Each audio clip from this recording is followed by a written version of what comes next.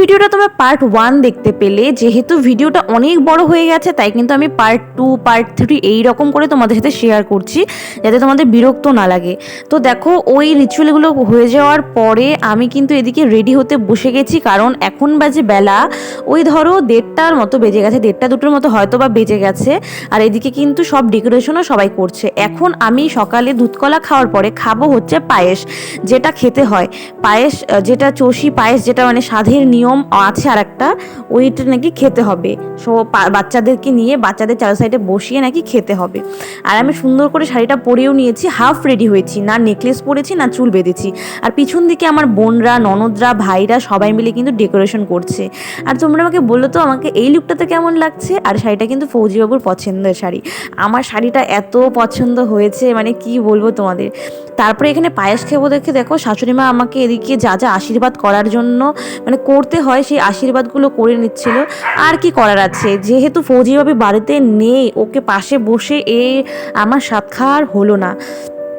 তো তার জন্য কিন্তু আমার ভীষণ মন খারাপ ছিল, সবাই বোঝালো আমাকে। আর আমিও তারপর নিজেকে কন্ট্রোল করে নিলাম যে না, আমি এখন কান্নাকাটি করলে বা এইসবগুলো অসুস্থ হয়ে গেলে আমার সাথে সাথে আমার বেবিরও ক্ষতি হবে, যার জন্য কিন্তু আমি নিজেকে কন্ট্রোল করে নিয়েছিলাম। তারপরে দেখো পাশের থেকে এই ছোট্ট বেবিটা যে আছে না, খুব ভালো, জানো তো, আমার সাথে সারাক্ষণ ছিল, আমার পাশে বসেছিল।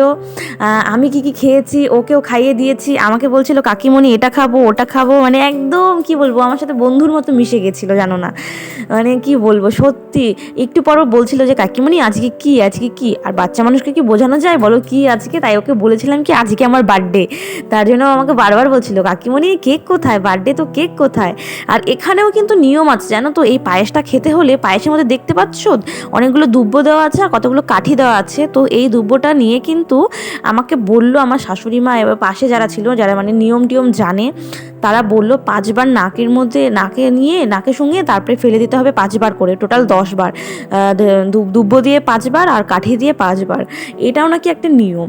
তো তার জন্য কিন্তু আমি ওই হচ্ছে নিয়মটা করে নিচ্ছিলাম। আর হচ্ছে আমার কিন্তু প্রচণ্ড খিদে পেয়েছিল, যেহেতু সকাল থেকে আমি না খেয়ে শুধু দুধকলা খেয়ে আছি। এগুলো নিয়ম আর কি, আমার থাকতে ইচ্ছা করছিল। তারপরে আমাকে শাশুড়ি মা বললো তুমি আগে খেয়ে নাও, যতটা খেতে পারবা খেয়ে নাও, তারপরে কিন্তু সবাইকে বসিয়ে তারপরে খেতে হবে, তোমাকে যতগুলো বাচ্চা আছে সবাইকে বসিয়ে খেতে হবে। তো দেখো সবার কথা মতো আমি এই যে রিচুয়ালটা আছে সেটা করে নিচ্ছিলাম। এটা জানি না কেন করতে হয়। তারপরে কিন্তু আমি যেহেতু সকাল থেকে উপোস ছিলাম না, অতটাও মিষ্টি খেতে পারছিলাম না, খিদে তো প্রচুর পেয়েছিল, মিষ্টি খেতে পারছিলাম না, গা গোলাচ্ছিল, বেশি মিষ্টি খেতে পারবো না। তো অল্প একটু খাওয়ার পর সব বাচ্চাদের কিন্তু নিয়ে বসেছিলাম। আর বরের কথা খুব মনে পড়ছিল, যে বর থাকলে হয়তো পাশে বসে আমার সাথে একটু খেত, যেহেতু বেবিটা আমাদের দুজনের, তার জন্য ওকেও তো খাওয়ানো দরকার ছিল আমার সাথে সাথে, মেন যতই আমার অনুষ্ঠান হোক। তারপরে আমার পায়েস টায়েস খাওয়া হয়ে যাওয়ার পরে দেখো একে একে কিন্তু সব রিলেটিভসরা চলে এসেছিলো, আর সবাই আমাকে আশীর্বাদ করে নিচ্ছিল, আর আমি সবাইকে প্রণাম করে নিচ্ছিলাম আর গিফটসগুলো নিচ্ছিলাম।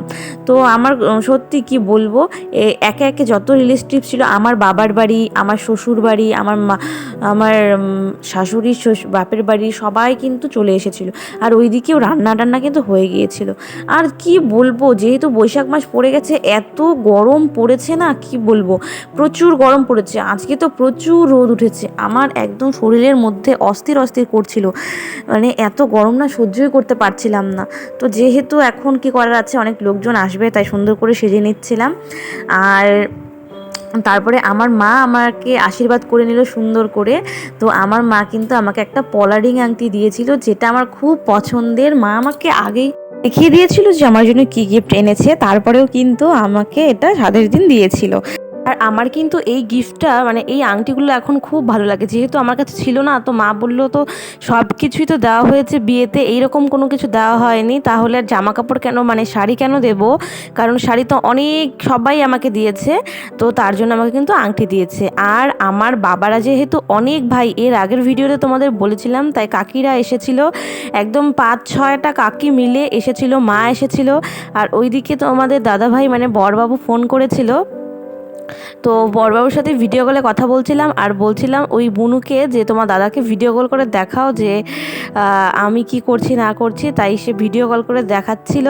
আর দেখো গিফটটাই তো বড় কথা না, আমি এত গিফট পেয়েছি, মানে গিফট নিতে নিতে হাঁপিয়ে গেছি। বিয়ের সময় সেম তাই হয়েছিল, বিয়েতেও এত গিফট পেয়েছিলাম বিয়ে বউ হাতে, যে আমি গিফট নিতে নিতে হাঁপিয়ে গিয়েছিলাম।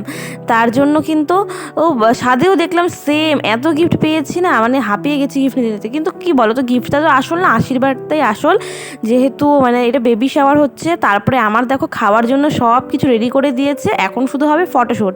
আর এমনি শাশুড়ি বলছিল এইভাবে একটা ফটো তুললো, যেহেতু ওই খাবারটা শাশুড়ি আমাকে দিয়েছিল, আর শাশুড়ি কিন্তু খুব ব্যস্ত ছিল সেই দিন, মানে এত লোকজন নেমন্তন্ন করা হয়েছিল, এত ভিড়ের মধ্যে সব কিছু মেনটেন্স করা কিন্তু মানে অসম্ভব ছিল। তারপরে দেখো এই যে আমার কাকিরা মা সবাই মিলে কিন্তু আমরা ফটোশ্যুট করছি, দেখে মনে হচ্ছে যে এরা আমার কাকি হয়, দেখে মনে হচ্ছে কিন্তু একই সেম আমরা। তারপরে আমি খেতে বসে গেছি, এখানটাতে কত কি সাজিয়ে দিয়েছিল। আমার জীবনে না একটা স্বপ্ন ছিল জানো তো, এত কিছু মানে এইভাবে করে আমার 7টা সেলিব্রেশন হবে। তো তোমরা দেখতে থাকো।